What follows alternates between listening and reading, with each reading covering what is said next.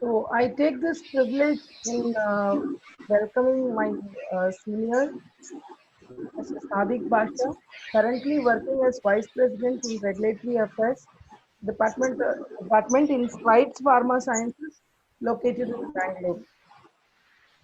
I think better I can.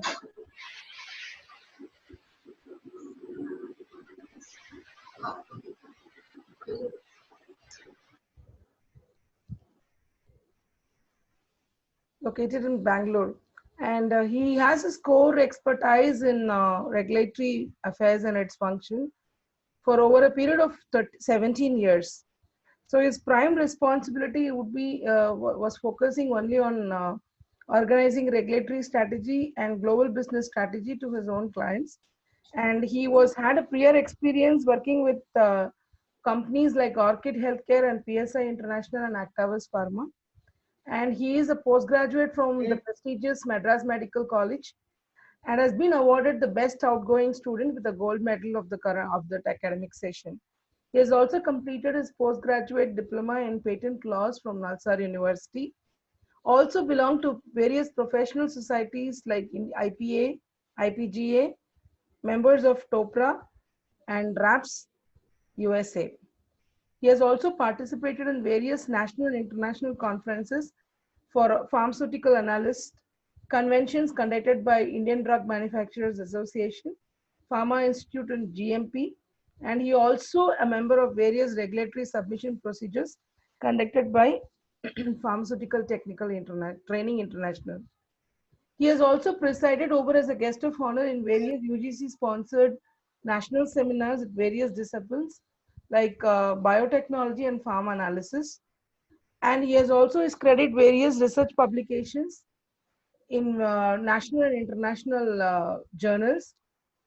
And he is very much interested in a person who is always having an inclination towards research and the change phase of research related to pharmaceutical education and regulatory affairs.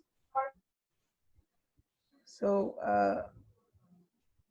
I take this opportunity to welcome Mr. Sadiq Basha to take over the session, please. Welcome.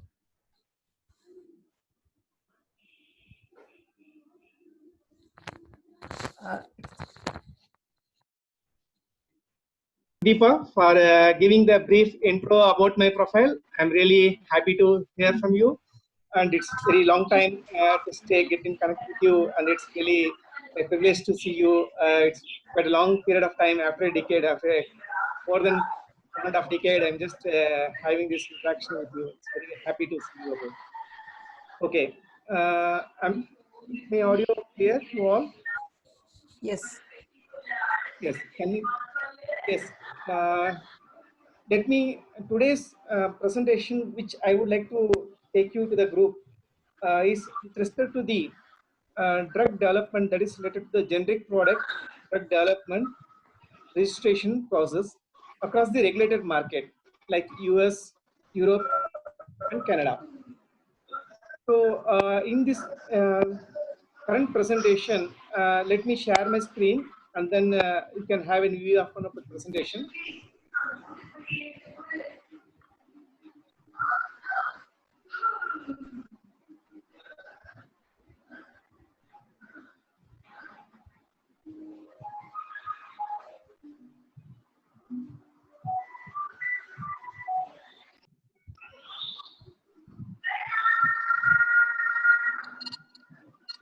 Okay.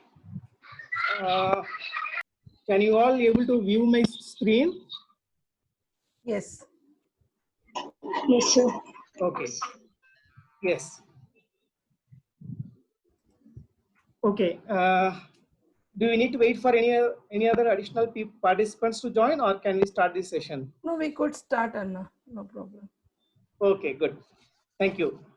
So hope you all can able to see my screen, and then I have the presentation on the topic of drug development and approval process from the regulatory perspective.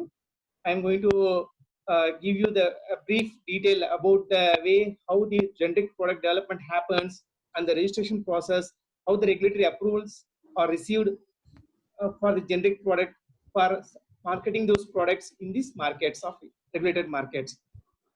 So this slide gives the standard disclaimer. So the views and the opinions expressed in this presentation are those of my individual presenter and do not necessarily reflect the opinion of my company, that is Strides. Okay, now here I just briefed you about what is the title. Now with respect to going to the detail about the titles with respect to the outlines, I want to brief you that in the next 45 minutes session, I would like to touch base on these topics covering the generic product development and registration. So first, I will just brief you what is new product development and how is it differentiated from the generic product development, how these generic products are getting developed, and then it is taken up for registration to different markets like US, Europe, Canada market. Then I will also add on to it on the pharmacovigilance and the adverse drug reaction. Finally, I have a summary and conclusion how it all works. In the overall the presentation session, whatever I'm going to have, whenever any of the participant would like to know more or have any doubts in that particular slide, whichever I'm going to take it forward, you can just stop me or raise your hand. There is an option to raise hand in the Zoom invite, and also you can stop me, intervene me, ask whatever be the doubts in any part of the slide and the presentation. Is that all okay? Yes, you proceed. Okay, fine. Thank you. So from the new product development, as I said, first, before touching more onto the generics, a brief intro about how a generic new product is getting developed. As a pharmaceutical product, it starts with a different process when it is from the extracts or any of the derivatives of the, or any of the fermentation or any of the process that is getting involved. So right to the right material, the raw material or the active pharmaceutical ingredient, we call it as.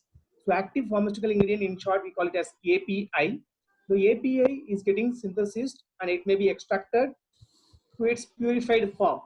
So the more criticality in the drug development process goes well in advance in the chemical synthesis or it is biological synthesis for the biotech product, either it is fermentation process or it is extraction process, whatever it may be, the purest form of the active pharmaceutical ingredient is getting synthesized as part of a separate chemistry involved activity, that is synthesis and the extraction. Suppose that once it is identified as a purified form of an active ingredient, there will be a screening of that particular API for a pharmacological testing. So ultimately, what is the API we are going to synthesis? It needs to be assessed for its pharmacological activity, how far it works. Then once that biological screening part is done in the animal testing, followed by the apt dosage form to be selected. That means the active ingredient has to be transferred into a finished product formulation that is called as drug product. So moving forward in the presentation, I will brief you two terminologies. One is active pharmaceutical ingredient, the other one is drug product. So active pharmaceutical ingredient is formulated into a formulation dosage form using different inactive ingredients, and then the apt formulation will be selected based on stability studies. Stability studies means the product whichever is getting manufactured, is it stable in that particular formulation or not? That is, whether it is tablets or capsules or suspension or whatever it may be, whether that particular dosage form is stable in that particular dosage criteria is set established based on the data that is generated using a process called stability testing. So post that completion of the stability testing, we will be screening that particular dosage form for toxicological studies. That means the particular dosage form having that particular active ingredient is not toxic. So that toxic and safety assessment is being done. Then comes the regulatory department activity. Post that toxicological and safety screening is done, we need to approach the regulatory bodies. So for US, it is called as US Food and Drug Administration. So the regulatory affairs department for the new product development will file an IND. IND stands for Investigational New Drug. So IND application is getting submitted to the US FDA. Then a clinical evaluation process starts. So prior to the initiation of the clinical part, that is phase 1, phase 2, and phase 3 clinical trial itself, there is a process called we need to submit an IND, that is an investigational new drug application to US FDA, followed by the clinical evaluation. Then once the clinical evaluation of the different phases is successful, then it goes for the process development for manufacturing and control. So the activity which is there in the laboratory stage moves into the manufacturing scale-up stage in the step number 7. then goes to quality control for testing, followed by the bioavailability studies. That means that dosage form is absorbed into systemic circulation. That assessments will be done as part of the bioavailability study. So here, this any product that we go for development or reaching to the market would have undergone all these steps. For example, from synthesis to to prove that the product is very well meeting the bioavailability criteria. All those things have to be assessed prior to the product successful approval or it is launched. So I already briefed about what is. I'm sorry, for people who are not going to talk, can they go on mute so that it is not disturbing the others?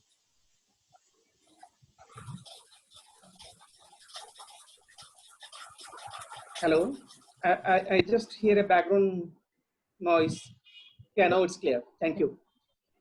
So as part of the synthesis and extraction, I just briefed you about how a new molecule is identified into a kind of criteria where it is desired state. That is, the desired state is met by meeting the criteria of synthesis and extraction.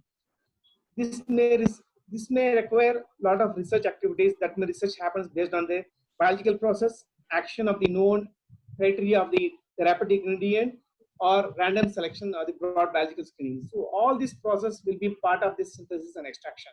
Post that completion of the synthesis and extraction, as I said, we'll go for the screening. That means this potential active ingredient, whatever it has been synthesized, it meets the criteria of the potential therapeutic compound. That means it is meant for the particular disease, or it can be studied using an animal tox studies. It may involve cell cultures or cell tissues culture, all the enzymatic structures, or sometimes computer-aided models. So these are the areas where a biological screening is done. That means a drug, once it is in the laboratory stage, it goes into the organism, or into an organism as an animal study, or a tissue culture study, or an enzymatic study, or based on computer-aided model to screen about the particular biological aspects of the particular active ingredient.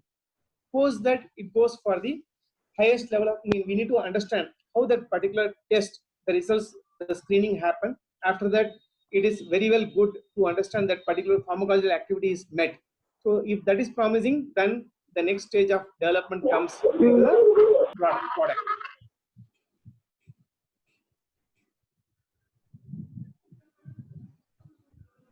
As I said, once that particular active ingredient is cleared for its biological screening, or we understand that particular pharmacological activity is noticed, then we need to identify the right formulation. That means the dosage formulation under which the particular active ingredient can be given to the market. It can be in any dosage form like tablets. If you want to modify this dosage form, it should be a sustained release tablets or delayed release tablets or capsules, or any formulation that can be assessed by using a right criteria and to understand that particular stability nature of the criteria. So any activity linking for the conversion of the active compound into a pharmaceutical dosage form will be undergoing in this stage. Then only that particular dosage form is suitable for the human consumption. That assessment will be done in this stage. As I said, different dosage forms will be there. The final dosage form will be assessed based on the stability characteristics. That means the product, whichever is going to be final, that will be assessed for accelerated stability studies or a long-term stability studies, wherein the product will be placed in the stability study chamber, and then it will be tested for physicochemical characteristics. That means physical testing also will be done, chemical testing also will be done. After that, the formulation, if it is good enough, then it goes for the next stage of the further toxicology and safety testing.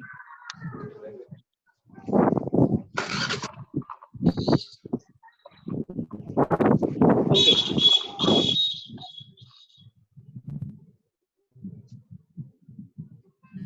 Okay, in the toxicology and safety testing, we need to assess that particular test, whether the particular dosage form in that particular dose level. That means we will identify that this much dose level is criteria is enough to meet the pharmacological activity. That assessment and the duration of that particular dosage form to be given. For example, if it has to be given for treatment for 3 days or 7 days or 10 days. So all that assessment will be done as part of the toxicology and safety testing to ensure that the dosage form in its active pharmaceutical ingredient should not turn into a toxic So that assessment will be done as part of this development in this stage of toxicology and safety testing. Then comes the investigational new drug application. So once up to this level, we are not entering to the clinical stage. That means these drugs are not in the level of dosage form wherever it is there. It has not moved to the human. The clinical studies have not yet initiated.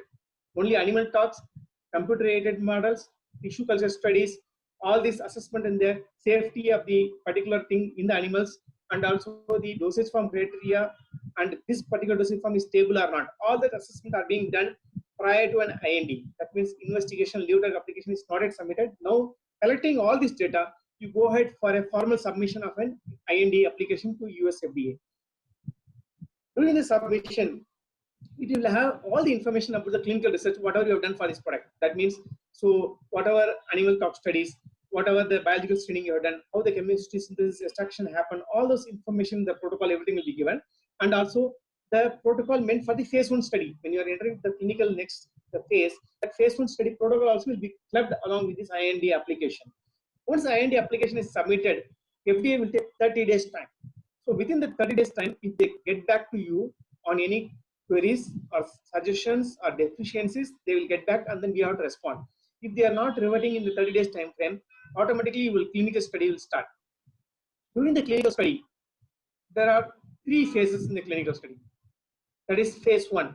Phase 1, the particular dosage form, whatever you have identified, where it is biological toxic screening is done, you are assessing the particular safety of the dosage form. That means your first time you are administering into close to 10 to 100 usual healthy volunteers will be taken up, and then you are administering this drug to ensure that it is safe. First is safety, to ensure that any tolerance level is met or any toxic, no toxic has been exhibited like that. This will go for a period of 1 year. Once that phase 1 study is successful, then you go to the phase 2. Phase 2 is very important. The reason being, you are going to administer this particular drug where it is clearly shown it is non-toxic, and then you have to assess that particular dose and response of the particular drug. That means you are going to assess the therapeutic efficacy of the molecule. For assessing the therapeutic efficacy, you need to understand what is called pharmacodynamics and pharmacokinetics. So what the drug does to the body and what the body does to the drug. Because 2 assessment will be done as part of this phase 2. It will be done in a stage of 50 to 500 patient population. This also will take a time period of 1 to 2 years. Once you have a successful results, data demonstrated based on the phase 2 study, then you go for the phase 3, wherein you will confirm the therapeutic efficacy and safety. That means whether this drug is meant for this indication is good enough and we can use it. So the recommended dosage form, is there any contraindication? All those assessments will be done in a higher number of patients. That means earlier study was only up to 500. Now we are going to study the therapeutic efficacy and safety of the particular dosage form in a group, a larger group. Close to 3,000 or 5,000 patients will be taken into consideration. And this duration will go from 3 years to 5 years. So this is a lengthy phase wherein you are going to finally confirm that particular drug is good enough in terms of the therapeutic efficacy and safety, and also to ensure the particular drug has no contraindications. Once all this phase 1, phase 2 and phase 3 study is done, and if you are successful, there you have the product. And if the data is demonstrated well, then you can go back to the regulatory body, submit all this information and seek an approval. Okay, once you know that particular clinical study has been completed, you have the product ready now. This product is in the laboratory level, it is in the R&D level. How this R&D level product is moved into the manufacturing level, that is the manufacturing side, the product manufacturing side will be in the largest suite where millions of tablets or millions of capsules are getting manufactured. So this process, whatever you have identified in the product in the laboratory level, it moves to the process development. There is a technology process called technology transfer. So this technology transfer will work along with the engineering team in the plant to understand the product design, process design, and to establish a link between the product and the process, so that the small volume of the dosage form, whichever has been synthesized, manufactured in the laboratory level, is moved into larger volume in the manufacturing site. All this to happen to ensure what are the reasons, because in the smaller level, you might have established the stability, quality and all. However, in the larger level, we need to again prove it. For that to establish, we need to do all the physicochemical characteristic studies, do the stability studies. Each and every time that when the batch is manufactured, the batch is maintaining the uniformity of the certain parameters or the criteria. All those assessments will be done, and overall product quality. That means product is not having any defects. If you are making a tablet and the tablet is having a dosage form as established as clinically safe and effective, ideally, finally, when it is manufactured in the tablet, from the tablet should not chip or tablet should not have any product quality issues. In order to overcome that, process design and product design is very critical. These fundamental understanding about the process design, how it is manufactured in the manufacturing scale, and the product design, how it is done in the R&D level, is very essential for the technology transfer person to ensure that the manufactured product or the dosage form is chemically stable and it is uniform from batch to batch, and there is no defect in the product quality. Then comes the bioavailability studies. For example, whatever you have done the product, we need to understand that it has to be administered to the healthy volunteers, and to say there is no impact in the rate and absorption and excretion of the body, excretion in the body, and then the compound's active ingredient is good enough to be consumed. Like that, we can able to prove based on the bioavailability studies. Up to this level, whatever I have covered is with respect to the new product development. That means whenever a new molecule is been coming to the market, it takes close to 7 to 10 years, more than 10 years sometimes also, to start all this process and come up to this level.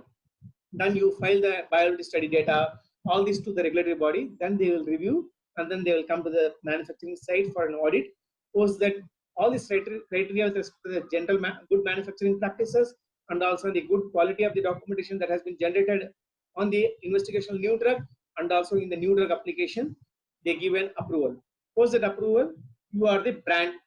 You can have a brand for the particular brand name for the particular drug, and then you can very well launch that particular product with an exclusivity also. Up to this level, we have been talking about the new product development. So from this slide onwards, I'm going to get into the detail about how a generic product is getting developed. That means you are no way going to do a detailed study as that of the brand drug. However, there is an abridged study. I will explain you in the subsequent slides. However, before going into it, I want to just give an example or a definition of a generic drug. Generic drug is a equivalent to a brand drug. It doesn't mean generic drug is superior or inferior like that. Generic drug is equivalent to a brand drug in terms of its dosage form. That means the brand drug is tablet is there, and generic drug also will be tablet. Strength, so and so strength 100 mg is there. Generic drug also 100 mg. Route of administration is oral. Generic drug also should be oral. Quality and performance characteristics, everything, and intended use, the indications, everything should be similar to the brand drug. There is nothing different. Generic drug should be always comparable to the brand drug in all these criteria like dosage form, strength, route of administration, quality, and the use. This forms the definition of the generic drug. So what is the big difference when you go for a manufacturing of a brand drug or a generic drug? So these mini slides, whatever we briefed about, I briefed about you is with respect to the brand drug. Now these are different studies we have conducted in the brand drug. So if you go with the different studies, if you see, all the studies are linked to the synthesis to bioavailability. Everything is done for the brand drug owner. It is done by one company. The person who has done all these things, he will have his own brand name. However, when it comes to generic drug, anyone can start. It can be done by multiple companies, because I need to follow the one which is there in the brand. The same active ingredient, same name. I cannot have any separate brand. I need to sell under the active ingredient name only.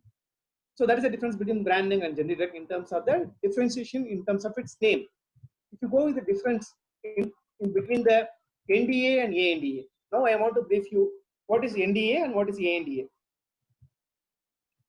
NDA is new drug application. ANDA is abbreviated new drug application. So for a brand drug, you are supposed to file a NDA. For a generic drug, you have to file an ANDA.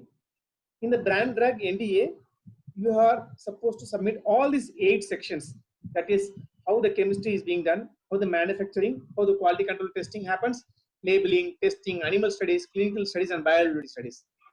However, only one criteria is different when you are going for an ANDA.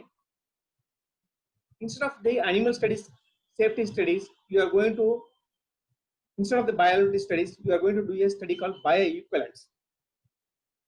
This bioequivalence means you are going to overcome all the clinical, toxic, all those things which are already been established by the brand drug. Here you are going to do a comparison. That means your drug and the generic brand drug will be compared in vivo, and then you need to establish that the parameters, the pharmacokinetics parameters between your brand drug and the generic drug is similar. If that is established, then you can file an ANDA.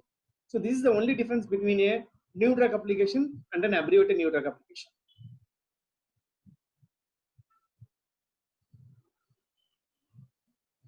So if you go for the product development per se, so these are the different steps.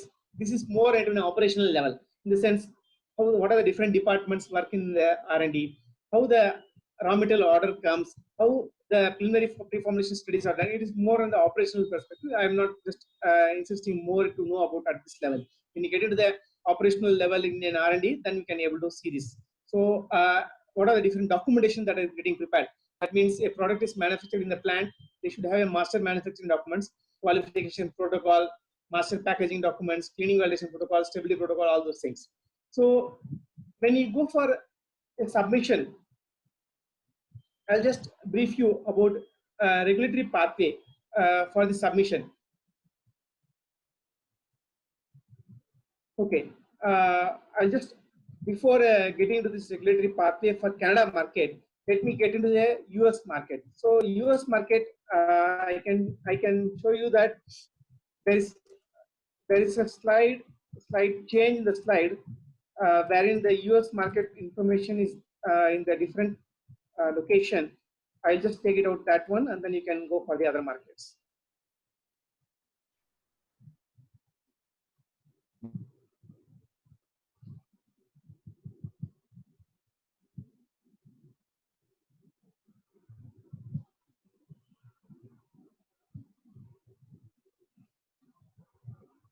Regulatory pathway for the US market. So there are three different categories of a application that has to be submitted for US market.